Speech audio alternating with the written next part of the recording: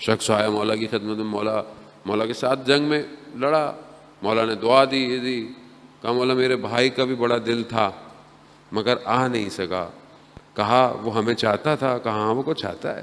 کہا بس جو ہمیں چاہتا ہے وہ چاہے ابھی پیدا ہوا ہو یا نہ ہوا ہو، کسی زمانے بھی ہوگا تو بھی وہ ہمارے ساتھ ہے. اب یہ کمال کیسے ملے گا؟ اس کمال کو حاصل کرنا پڑتا ہے عزیزان محترم.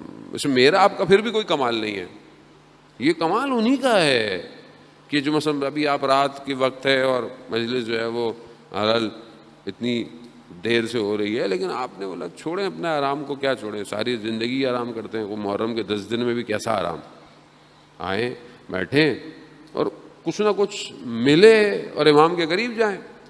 ابھی آپ کے بعد بھی ایک اور جگہ جانا ہے، مطلب وہ اور تاریخ ہے اور دیر ہے، لیکن یقیناً لوگ انتظار کرتے ہیں، ہمارا نہیں کرتے، ذکر کا کرتے ہیں، اس ذکر کا کہ جس کا ذکر پروردگار نے کیا ہے، وہ ذکر ہے، تو اس کا انتظار کرتے ہیں. ہمارا تھوڑی انتظار کرتا ہے، ہمارے اندر ہے ہی کیا، ہمارے کچھ نہیں ہے.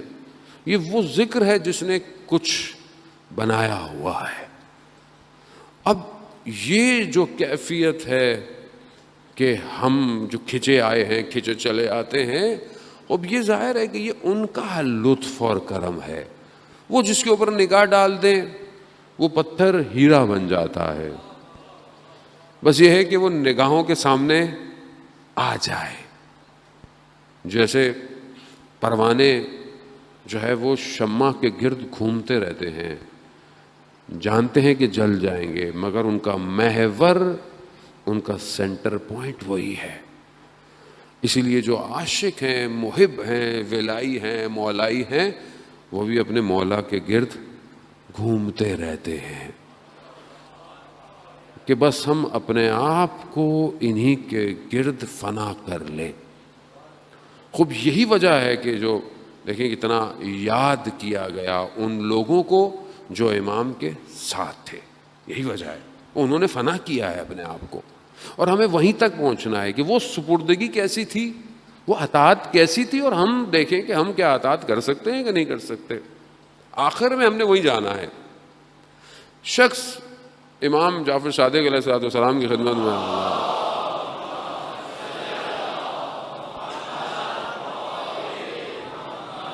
امام کی خدمت میں آتا ہے کہ مولا فلانی جگہ کا رہنے والا ہوں، وہاں پہ جو گورنر ہے، والی ہے، وہ آپ کا چاہنے والا ہے.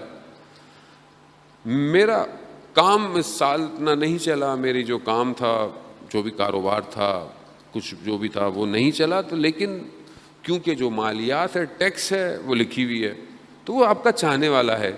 اگر آپ ایک لیٹر لکھ دیں گے، نامہ لکھ دیں گے، خط لکھ دیں گے، تو ہو سکتا ہے مجھے کوئی ڈسکاؤنٹ دے دے.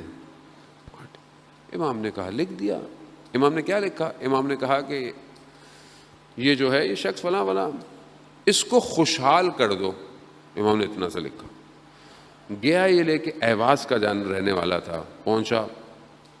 جب اس شخص کو پتا چلا کہ امام کا لیٹر آیا ہے تو ننگے پاؤں دوڑتا ہوا آیا، خط کو لیا، چوما اس کو، اس شخص کی پیشانی چومی جو خط لے کے آیا تھا، اندر بٹھایا، خط کھولا، دیکھا کیا لکھا ہے.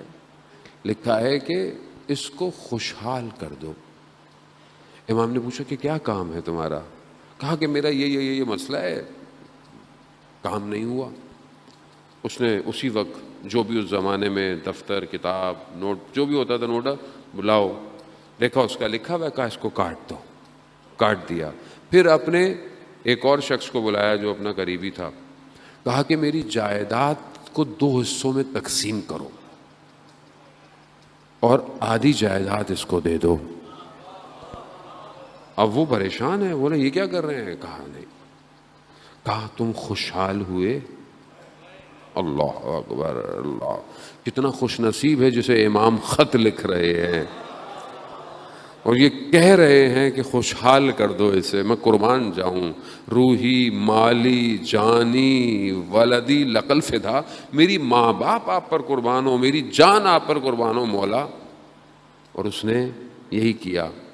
کہا خوشحال ہو؟ کہا یہ تو آپ نے مجھے بہت کچھ دے دیا، میں تو اس کے لیے آیا ہی نہیں تھا. جس قالین پر کھڑا ہوا تھا یہ بات کہتے ہوئے کہا اس کو بھی لپیٹو، کہا یہ بھی اسی کو دے دو. یعنی یہ ہے چاہنے والا.